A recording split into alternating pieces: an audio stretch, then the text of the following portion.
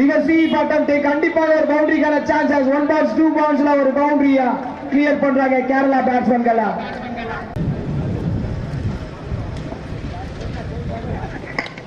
Cover திசையிலே செலுத்தி அடிக்கப்பட்ட பந்து 4ற்கான வாய்ப்பு 4 ஓட்டத்தினை பெற்று பார்க்கலாம்.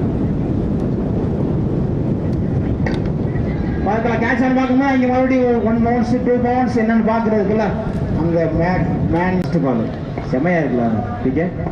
ஆப்ரேட்ல பண்ண வேண்டாமா? ஆப்ரேட் பண்ணல.